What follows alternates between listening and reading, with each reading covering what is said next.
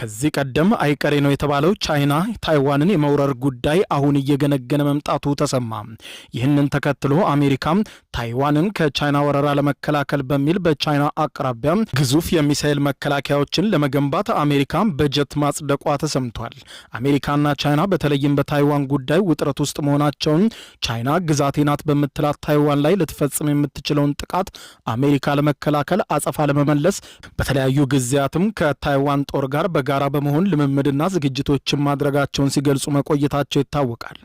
አሁን ደግሞ አሜሪካ ቻይና ታይዋንን የመጠቅለሏ ጉዳይ እየበረታ በመሄዱ ቻይና በታይዋን ላይ የምትፈጽመውን ጥቃት ለመከላከል በሚል 8 ቢሊዮን የአሜሪካን ዶላር መመደቧ ሲገለጽ በምዕራባዊ የፓሲፊክ ውቅያኖስ በሚገኘው በአሜሪካ የጦር ሰፈር በጓም ውስጥ በሚገኘው የ360 ዲግሪ የሚሳኤል መከላከያ ስራን ለመገንባት 8 ቢሊዮን ዶላር መመደቧን የዘገበው ዎል ስትሪት ጆርናል የአሜሪካ ግዛቷ ደሴቷ ጓም ለቻይና ቅርብ ከመሆኗ ጋር ተያይዞ አሜሪካ እንደ ስልታዊ የጦር ሰፈር እንደምትጠቀምበትና በአሁኑ ወቅትም የአሜሪካ የጓም ወታደራዊ ጣቢያን ማጠናከር ያስፈለጋት እየጨመረ የመጣውን የቻይና ታይዋንን የማጥቃት ስጋት ታሳቢ በማድረግ መሆኑን ተከትሎ ነው።